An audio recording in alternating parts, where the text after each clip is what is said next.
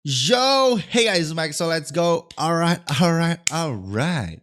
Yes guys, kali ini kita akan ngomongin Spanyol kemarin ya. Aduh, sebenarnya gue males ya. Karena ya kalian tahu sendiri lah ya. Ketololan si merah ya. Yang bikin gue males. But ya, kita harus omongin ya. Bagaimana race weekend di Spanyol kemarin. Dan jangan lupa sebelumnya kalian like dulu videonya. Komen di bawah menurut kalian gimana. Dan share ke teman-teman kalian juga. And of course, bagi kalian yang subscribe, klik di subscribe button, bantu gue ke 100.000 subscriber di tahun ini. Semoga bisa. Alright, langsung aja, ini dia Race Weekend Spanish Grand Prix 2023. Let's go.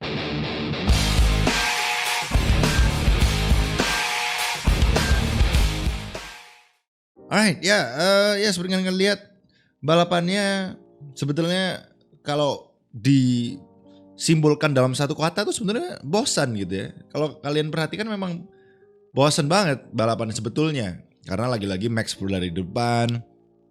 Terus fight-nya gak terlalu banyak juga. Fight-nya ya maksudnya dari DRS disalip kelar gitu. DRS disalip kelar gitu. Jadi gak ada yang fight back lagi gitu kan. Jadi cukup membosankan mungkin ya dalam mungkin beberapa orang gitu ya. Terutama yang gak terlalu menonton F1 dalam segi strategi mungkin. Gak apa-apa, it's okay. Karena memang esensinya namanya balapan gitu ya. Gue yakin banyak penonton F1 juga pinginnya tuh banyak salip-salipan gitu ya. Ya, it's okay lah, understandable ya. But kemarin gak banyak nyatanya. Dan gue jujur khawatir ya. Khawatir itu dalam artian kalau misalnya begini terus juga lama-lama nanti gak seru gitu F1 ya. Karena kapan lalu dominasi Hamilton juga sempat bikin F1 boring kan. Untungnya ada Max Verstappen yang menyelamatkan, jadi seru gitu. Dan sekarang karena ada kejadian Max Verstappen seperti itu kemarin sama Hamilton, orang-orang beranggapan kapan nih F1 seseru itu gitu. Ternyata sampai sekarang gak ada gitu Max Verstappen terus ya. Tahun lalu lumayan lah ada Ferrari versus Max gitu kan. Ya Ferrari versus Ferrari sih sebetulnya, but ya lumayan lah tahun lalu. Tahun ini yang bener-bener Max gila sih, dominasi banget. Dan kita nunggu battle posisi 2 juga ternyata kemarin gak ada gitu ya. Somehow kemarin Mercedes bisa kenceng gitu ya. Jadi ya kembali ke boring race. Dan kemarin juga gak ada yang DNF teman-teman. Setelah biasanya kan berapa lama gak ada DNF. Kemarin Miami gak DNF, ini baru di Miami sekarang udah gak ada yang DNF lagi. Jadi mungkin reliability mobil udah bagus-bagus sekarang ya teman-teman ya, membuktikan. Jadi ya not bad dah sebetulnya. Kalau dari segi gua balapan kemarin not bad. Kita bahas pelan-pelan satu-satu. Yaitu dari mungkin kalau kita bilang qualifyingnya tuh jujur agak aneh ya. Karena even Max Verstappen bilang qualifying 1 itu dia bilang agak aneh. Karena mungkin ada pengaruh cuaca juga gitu ya kata Max. Kan sempet hujan dikit gitu ya teman-teman ya. Untungnya dia masih bisa lolos, Max Verstappen ya namanya Max ya, pasti lolos aja sih. Dan membuat Charles Leclerc terbuang gitu ya. Di qualifying 1 dia gak lolos, bahkan dia gak lolosnya tuh di posisi 19 teman-teman. Jadi lebih lambat dari Haas, dari Yuki, dari McLaren gitu ya. Banyak sekali, jadi kaget semua kemarin Charles Leclerc kenapa bisa stay di posisi 19. Ya tanda tanya besar untuk Ferrari karena Carlos Sainz it's okay gitu, fine aja Carlos Sainz. Kalau skill issue kayaknya kemungkinan kecil ya, karena Charles Leclerc kalian tahu sendiri dia jagonya qualifying teman-teman. Jadi agak aneh memang kalau misalnya kemarin Charles Leclerc gak perform qualifyingnya. But ya kita tunggu aja nanti di Kanada seperti apa. Oke, kita qualifying ya gak banyak lah ya, gitu-gitu aja. Nah race-nya ini yang mau gue highlight, yang kemarin bikin gue bete banget ya di masalah strategi. Tapi ya seperti biasa startnya itu sebenarnya bagus teman-teman ya. Karena kalian lihat sendiri Carlos Sainz itu sempat berada di depannya Max Verstappen. But of course Max Verstappen gak mungkin memberikan posisi segampang itu, dia defend. Dan ya Carlos Sainz gak berhasil mengovertake Max. Padahal dia udah sempat berada di depan tuh, around the outside. Cuma Max Verstappen bener-bener nutup banget dan membuahkan Lando Norris akhirnya harus ketabrak sama Lewis. Karena Lewis juga harus ngerem, dimana Carlos Sainz akhirnya ngerem juga karena Max Verstappen nutup gitu ya. Jadi sangat disayangkan di sini yang namanya Lando Norris ya harus terkena kontak dengan Lewis Hamilton teman-teman. Dan ya race-nya Lando langsung hilang. Dia ketika udah ada di belakang nggak bisa sama sekali balik ke depan teman-teman. Cuma improve 2 atau 3 posisi kemarin finishnya. Dari kalau nggak salah dia finish posisi 18 atau 17 gitu, gue lupa. Jadi benar-benar ketika udah berada di belakang kelar. McLaren nggak bisa ngapa-ngapain lagi. Terlihat berarti bahwa pace-nya memang masih belum gitu ya. Jadi di quali bagus, tapi untuk race pace McLaren masih belum teman-teman. But ya apa sih Lando Norris apes. Oke, selain itu teman-teman ya, selain itu kemarin tuh Red Bull pakai strategi yang berbeda dari yang lain. Yang mana Red Bull pakai ban medium startnya, sementara yang lain tuh pakai ban soft. Leclerc pakai ban hard. Yang ya kalian tahu, abis ini gue bahas lah. Leclerc pakai ban hard, yang lain pakai ban medium teman-teman. Jadi nggak terlalu ya berbeda lah ya. Red Bull beda sendiri strateginya dan seperti biasa tetap mereka nail the strategy.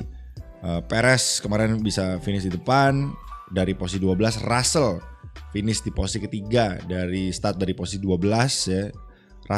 Perez start di posisi 11, Russell start di posisi 12. Tapi Russell dapat good start ya kemarin ya. Dia startnya bagus. Walaupun Russell tuh kemarin sempat keluar di long lap penalti tuh ya di turn 2-3-nya. Tapi dia nggak dikasih penalti apa-apa teman-teman. Jadi ya gue nggak tahu keputusannya gimana. But ya dia nggak dapet penalti. Dan dia masih stay di posisi ketiga kemarin ya. Ya cukup keren lah ya Russell dari posisi 12 teman-teman. Finish posisi ketiga.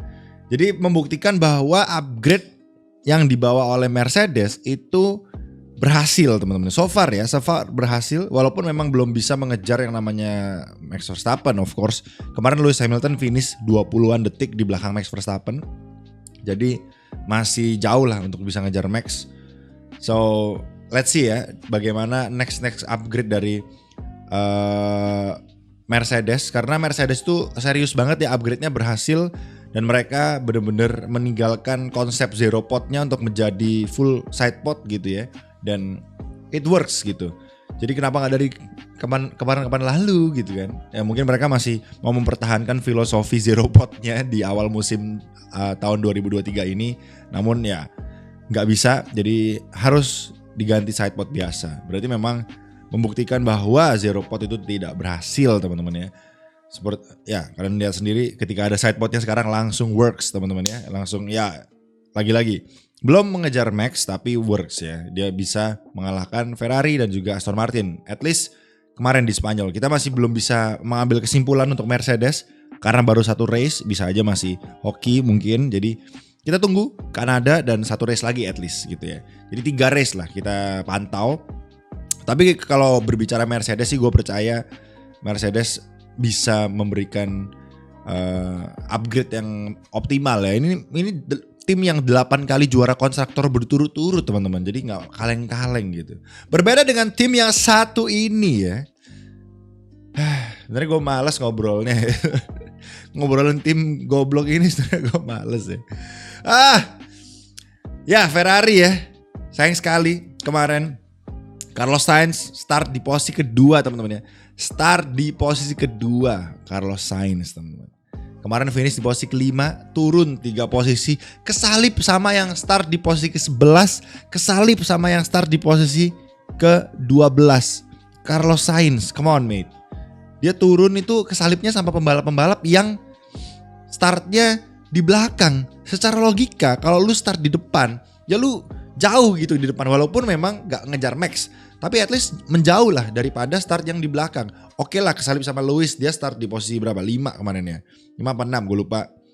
Pokoknya gak jauh lah memang. Oke, gue it's okay lah. Kalau kesalip sama Hamilton it's okay.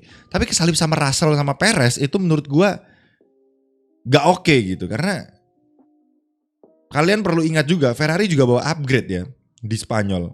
Upgrade sidepod, upgrade floor kalau gak salah. Jadi upgrade-nya itu Ferrari juga bawa gitu. Sama Mercedes. Bahkan Leclerc kemarin gak bisa ngejar Gasly. Hampir sih. Tapi ya mungkin kalau Leclerc sih gue bilang salah ban sih. Padahal nanti kita bahas. Sainz kemarin gak bisa mendefense sama sekali teman-teman. Gak ada defensive modenya sama sekali. Disalip Russell pasrah, disalip Perez pasrah gitu ya. Gue gak tahu kok bisa terjadi seperti itu untuk Ferrari. Berarti benar-benar menunjukkan bahwa upgrade dari Ferrari ini arahnya salah ya. Malah downgrade loh teman-teman. Kalian ingat kan tahun lalu itu Ferrari itu kenceng loh. Ya oke, gak sekenceng Max Verstappen deh, gak sekenceng. Ya mungkin Max Verstappen, mungkin Red Bull sama-sama kencengnya sama Ferrari mungkin ya. Di tahun 2022. Tapi Max Verstappen mungkin dengan skill yang GG-nya ya dia bisa membawa Red Bull lebih kenceng lagi kali ya. Seperti itu. Kita asumsikan aja seperti itu deh untuk tahun 2022. Tapi untuk tahun 2023 itu entah kenapa Red Bull yang memiliki penalti karena dia mendapatkan yang namanya apa itu guys? Penalti ini ya, penalti yang kemarin kelebihan budget itu ya. Itu kan dia di penalti tuh di wind tunnelnya. Tetap aja Red Bull masih GG gitu ya. Sementara Ferrari yang tidak dapat penalti apa-apa itu kenapa jadi melorot gitu. Kalau menurut gue ini Ferrari terprosok temen-temen ya. Tidak improve ketimbang tahun lalu. Udah race ke-8 ini sekarang, round ke-8 masih tidak menunjukkan kegagahan sebuah Ferrari gitu ya. Ferrari itu kan kenceng gitu ya. Tahun lalu bagus, walaupun kalah it's okay tapi mobilnya itu kenceng tahun lalu. Tahun ini itu kalahnya tuh benar-benar mobilnya bapuk aja teman-teman ya Ferrari itu. Kayak balik ke mode 2020, 2021 gitu ya, mirip-mirip lah. Kalau dilihat itu mirip-mirip Ferrari ya, so far ya. Jadi ya kemarin kita masalahnya nggak bisa lihat pace-nya Carlos sih sebagai patokan gitu ya. Leclerc kan biasanya yang lebih terlihat gitu biasanya. Tapi kemarin malah Leclerc juga nggak bisa terlalu menonjol kemarin kalau dilihat. Kalau kita berbicara perbandingan Ferrari ya sama Red Bull dan Mercedes, Russell naik berarti 8 posisi 12 ke 11 10 9 8 7 6 5 4 3 9 posisi untuk George Russell. Perez naiknya dari 11 10 9 8 7 6 5 4 7 posisi untuk Perez ya. 7 posisi untuk Perez, 9 posisi untuk Russell. Sementara Leclerc dia dari P19, 18, 17, 16, 15, 14, 13, 12. 7. Dia naik 11 itu karena Tsunoda penalti. Jadi naik 11, 8 posisi. Jadi 8 posisi, Perez naik 7 posisi, berarti mirip-mirip lah ya pace-nya Ferrari sama Red Bull. Kalau misalnya kita berbicara tentang hitungan dari jumlah naiknya posisi ya teman-teman ya. Russell juga naik 9, Perez 7, Leclerc 8. Jadi mirip-mirip sih sebetulnya, memang mirip-mirip. Cuma untuk sebuah Ferrari gak boleh mirip gitu. Ferrari harus lebih kenceng dari Mercedes dan Red Bull. Karena tahun lalu mereka lebih kenceng teman-teman. Itu karena bukan berarti gak bisa gitu bang kan. Enggak, maksud gue tuh bicara sama data tahun lalu yang mana Ferrari memang lebih kenceng dari Mercedes deh, kita bilang Mercedes. Kalau Red Bull oke lah, Mercedes gitu. Jadi Hamilton aja kenceng banget di depan gitu kan. Meninggalkan Carlos Sainz itu kalau pokoknya banyak lah. Kemarin Carlos Sainz tuh abis disalip sama Hamilton dan Russell, itu Sainz ketinggalan jauh banget. Pokoknya intinya di sini lagi-lagi gue mau bilang bahwa Ferrari tuh upgrade-nya tuh gagal teman-teman. Sekilas so far ya, kan dia upgrade-nya baru di Spanyol nih. Tapi yang namanya upgrade ya harusnya langsung kelihatan efeknya dong. Kayak Mercedes langsung kelihatan efeknya. Wow, berfungsi nih, lumayan kenceng. Walaupun memang kita belum bisa bilang ini mengalahkan Aston atau mengalahkan Ferrari sebetulnya.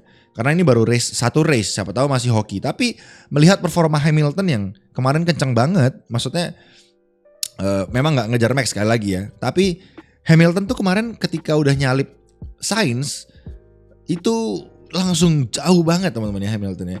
Dan kalau kemarin gue lihat lap time-nya Hamilton di live timing itu emang bagus gitu, emang mirip-mirip bahkan sama Max Verstappen, selisih 0,1, 0,2 sama Max Verstappen. Jadi kalau menurut gue bagus ya upgrade-nya Mercedes. Compare kalau kemarin gue lihat pace-nya Ferrari, Carlos Sainz sama Leclerc itu mereka berdua pace-nya mirip memang, bahkan lebih kenceng Sainz dikit gitu. Tapi jauh sama Mercedes pace-nya. Jadi kayak Carlos Sainz itu lebih lambat 0,4, 0,5 ketimbang pace-nya Hamilton. Rata-rata ya, seingat gue seperti itu. Jadi benar-benar jelek banget Ferrari kemarin teman-teman ya. Gue gak tahu kenapa apa yang terjadi dengan Ferrari. Lagi-lagi masalah upgrade-nya gagal. Plus ya, ini yang mau gue highlight juga teman-teman ya. Strateginya, come on mate. Ya ini kemarin gue udah ngomel-ngomel ya di live stream. Gue gak tahu kenapa ini. Oke, Sainz it's okay. Gue gak ada masalah sama Sainz yang ada di depan. Masalah gue sama Sainz cuma pace-nya dia. But Leclerc teman-teman ya. Leclerc oke, kemarin kita harus akui Leclerc pace-nya bisa dibilang tidak seperti biasanya untuk seorang Charles Leclerc. But strateginya juga tidak didukung teman-teman ya. Kalian lihat kemarin, kalian ingat Charles Leclerc start dengan ban hard ya. Charles Leclerc start dengan ban hard. Oke. Ban hard masuk di lap berapa? Lap 13 guys. Ban hard masuk di lap 13 bro. Lap 13 bro masuk ban hard. Oke, masuk nih ban hard nih. Gue lupa lap 13 lap 17. Pokoknya di bawah 20, 13 tahu seingat gue ya. Masuk nih ban hard, ganti ke ban soft guys. Gue kira ban medium dulu gitu. Oke, ban soft nih. Oh berarti dalam pikiran gue, oke, mungkin nanti endingnya medium nih atau ban soft lagi nih. Alright, it's okay. Muter nih. Leclerc weng pakai ban soft gitu kan. 22 lap berlalu teman-teman. Bayangin, ban hard dipakai 13 lap, ban softnya dipakai 22 lap. Oke. Masuk nih.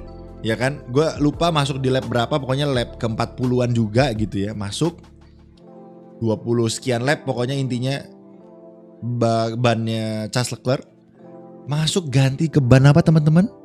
Harusnya kan kalau lap 40-an nih udah tinggal 20 lap lagi tersisa ya, yang mana ban softnya lu udah pakai 20 lap lagi, berarti logikanya ban soft baru bisa dong sampai finish, ya kan?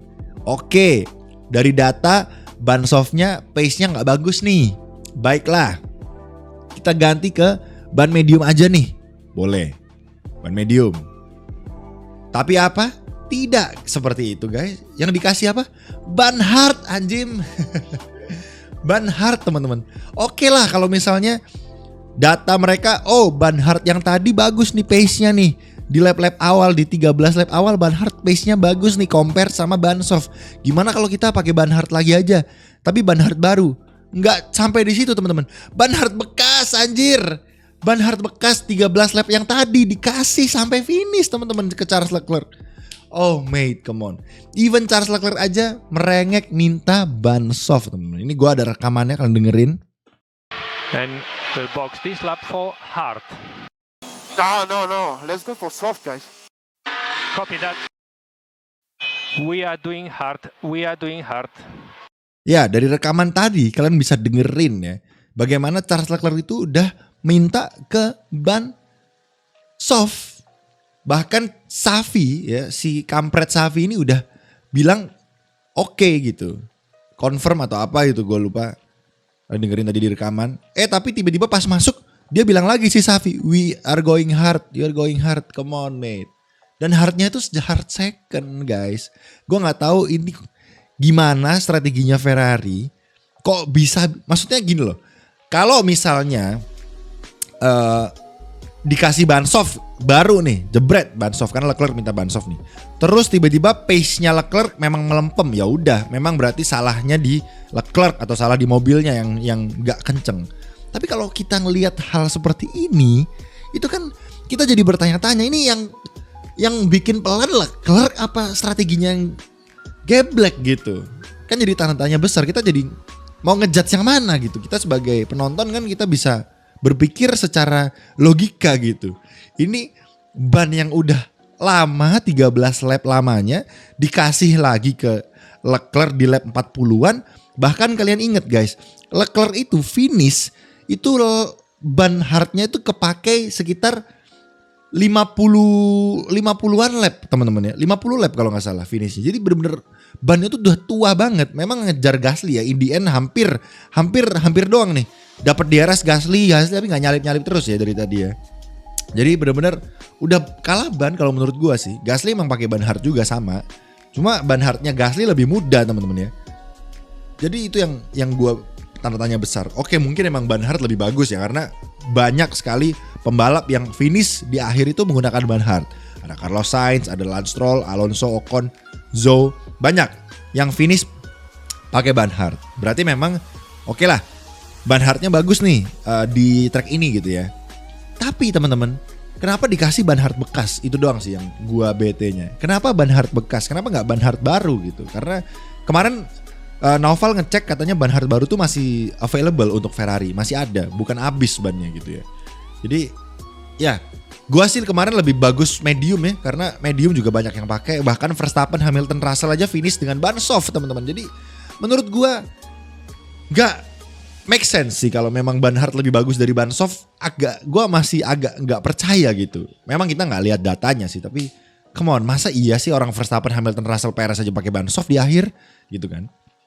Kenapa Ferrari nggak pakai ban soft juga gitu, atau ban medium lah at least gitu kan?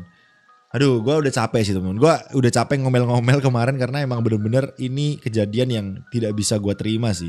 Sebagai tifosi gue, gimana ya? Gue mau menyalahkan driver tuh juga nggak bisa karena emang yang geblek bukan drivernya teman-teman. Kadang-kadang strateginya itu nggak masuk di akal buat gue ya. Terutama Spanyol, kemarin tuh nggak masuk akal teman-teman. Ferrari, Carlos Sainz gue lagi-lagi gue nggak apa-apa, oke lah. Leclerc guys, aduh, coba menurut kalian gimana strateginya kemarin? Apakah menurut kalian itu bener kok bang, itu strateginya ban hard bekas cocok kok buat Leclerc ya? Coba kalian tulis di komen cocoknya kenapa gitu ya. Gue penasaran juga. Kalau menurut gue sih enggak sih, itu tolol sih anjir. Hard bekas teman-teman ya. Aduh, jadi ngomel-ngomel Ferrari terus ya gue ya. Oke lah teman-teman, itu aja sih omelan gue, dan kita bahas dikit soal Yuki dan Guan Yu Zhou yang dapat 5 detik penalti. Ini sebetulnya gue bahas ini tadi sebelum Ferrari, tapi nggak kuat teman-teman ya. Mulut gue tuh udah mau masuk ke Ferrari terus ya dari tadi. Oke, ini dia ada fotonya ya ketika Tsunoda meng-defense Guan Yu Zhou, dan ini gambar di mana Guan Yu Zhou ini melakukan manuver yang tidak ada kontak teman-teman. Ini momen di mana Guan Yu Zhou merasa Yuki Tsunoda membuang Guan Yu Zhou di turn 1 teman-teman. Kalau kalian lihat ini ya, ini kan mobil Guan Yu Zhou udah udah melakukan tindakan nih ya, miring ke kiri gitu untuk melempar mobilnya, seolah Guan Yu Zhou beranggapan bahwa Yuki itu membuang Guan Yu Zhou. Dan kalau kalian lihat teman-teman, mobilnya Yuki itu bannya tuh belok ke kanan sebetulnya. Ini ya, kalian bisa lihat di sini nih lebih jelas nih. Bannya tuh belok ke kanan guys. Jadi bannya Yuki sebetulnya nggak belok ke kiri. Cuma memang Yuki Tsunoda itu understeer, yang mana dia melakukan sedikit late braking untuk bisa mendefense posisinya gitu ya. Dan masuknya itu juga masih side by side. Apalagi Yuki ini menggunakan ban medium yang harusnya lebih grip gitu ya. Cuma gue lupa ban mediumnya udah umurnya berapa lap gitu. Cuma memang ini emang hard fight. Menurut gue ini hard fight. Dan kemarin pro kontra sih, ada yang setuju dengan penaltinya, ada yang gak setuju ya. Of course namanya penalti pasti membuahkan pro kontra ya. Seperti salah satunya admin F1 Speed Indonesia, itu dia setuju dengan penalti ini karena menurut dia itu memang Yuki understeer dan layak diberikan 5 second time penalty. Kalau menurut gua pribadi teman-teman, karena tidak ada kontak di sini dan karena Guan Yu Zhou udah keburu minggir gitu ya. Guan Yu Zhou tuh keburu minggir dan kalau dilihat itu masih ada space ya untuk Guan Yu Zhou di sini. Jadi kalau menurut gua kayaknya hard fight aja sih. Kalau menurut gua ya. Kayaknya penaltinya gak layak gitu. 5 detik teman-teman ya. 5 detik itu cukup gede. Liu Kei kehilangan banyak sekali posisi di belakang. Jadi gak layak, gak setimpal dengan apa yang dirasakan oleh Guan Yu Zhou menurut gua ya. Kalau misalnya gua jadi steward sih, gua gak ngasih ini penalti. Harusnya teman-teman ya. But ya, menurut kalian gimana? Apakah Yuki Tsunoda mulu gua bacanya ya. Yuki Tsunoda ya. Tsunoda layak mendapatkan 5 detik penalti? Kalau menurut gua enggak.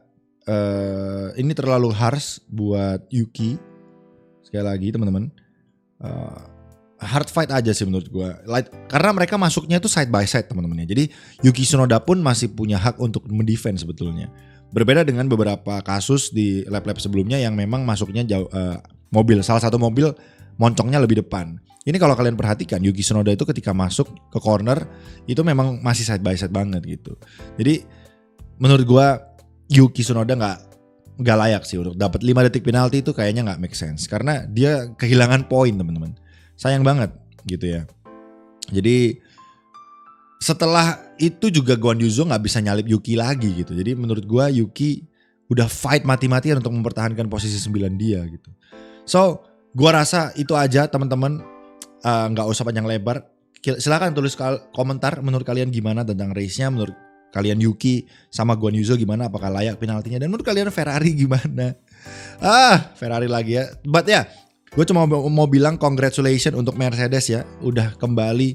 Hopefully mereka masih bisa maintain progresnya atau bahkan melebihi lagi dan bisa mengejar Max Verstappen karena ya gue sih tim Max sebetulnya di tahun 2021 kemarin gue tim Max Verstappen. Tapi kalau seperti ini lagi ya bosen juga. Gue juga pingin Max Verstappen ada lawannya ya. Jadi hopefully Mercedes bisa mengejar dan bisa fight lagi dengan Lewis Hamilton, Max Verstappen. Gue pingin Max Verstappen juara dunia lagi tapi gak segampang ini gitu aja sih. So ya kalau gue berharap ke Mercedes agak susah teman-teman.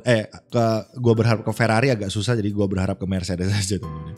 Oke kalau gitu thank you so much. Menurut kalian gimana? Tulis kolom komentar sekali lagi. Jangan lupa like videonya, tinggalin komen di bawah, share ke teman-teman kalian, dan of course buat kalian yang subscribe, klik the subscribe button. Bantu gue ke 100.000 subscriber di tahun ini, semoga bisa. And ya itu aja dari gue hari ini. Thank you so much semuanya yang sudah nonton. Semoga kalian terhibur. And ya I'll see you in the next race or video. Bye bye. Peace out guys. Stay safe and keep smile. Gak racing, gak asik coy.